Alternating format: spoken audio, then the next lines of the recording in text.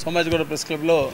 జనాభా దామాషా ప్రకారం వైశ్యులకు రాజకీయ వాటా ఇవ్వాలనే ఒక అంశం మీద చర్చాగోష్ఠి కార్యక్రమాన్ని నిర్వహించడం జరిగింది. దీనిలో భాగంగా వైశ్యులే కాకుండా వైశ్యేతరులు సమాజం పట్ల గౌరవం ఉండి సమాజం కోసం పనిచేసే దాంట్లో కీలకంగా పనిచేసేటువంటి తెలంగాణ ఉద్యమంలో పనిచేసినటువంటి వ్యక్తులు కూడా వివిధ కుల సంఘాలకు ప్రాతినిధ్యం కాకుండా బీసీలో ఉన్నటువంటి ఉత్పత్తి కులాలు ఏతున్నాయో ఎస్సీలో ఉన్నటువంటి ఉత్పత్తి కులాలు వృత్తిపరంగా చేస్తున్నటువంటి వ్యాపారంలో కాకుండా సామాజికంగా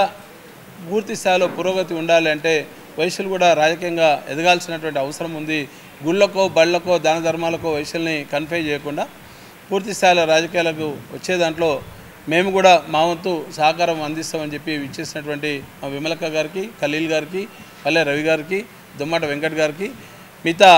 కుల పెద్దలందరికీ, అలాగే మా వైశ్య వికాస్ వేదిక చేసేటువంటి ప్రతి కార్యక్రమంలో జనాభా దామాషా కోసం మేము పనిచేస్తున్నాం. కుల సంఘాలు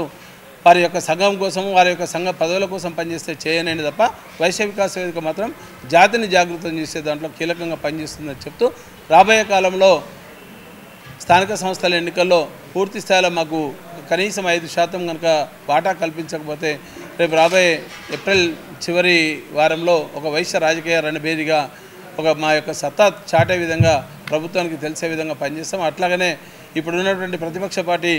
బీఆర్ఎస్ పార్టీ కావచ్చు, భాజపా కావచ్చు, మిగతా అన్ని పార్టీలకు కూడా వైశ్యులకు సముచిత గౌరవ స్థానం కనుక ఇవ్వకపోతే తప్పకుండా మా సత్తా తెలియజేస్తామని చెప్తూ ఎవరైతే అత్యధికంగా ఇస్తే తప్పకుండా గెలిపించుకునే దాంట్లో కూడా 100కు 100% గెలిపించుకున్న దాంట్లో మా కమ్యూనిటీని ఉంటుంది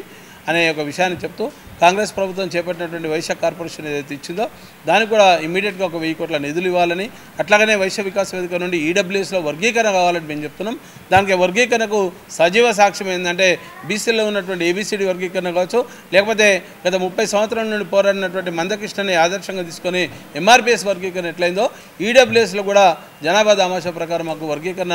చేయాల్సినటువంటి విషయం ఉందని చెప్పి ఈ సందర్భంగా తెలియజేస్తూ దానికోసం మేము వైశ్య వికాస్ పోరాడుతుంది అని చెప్పడం జరుగుతుంది. జై తెలంగాణ, జై వాసవి.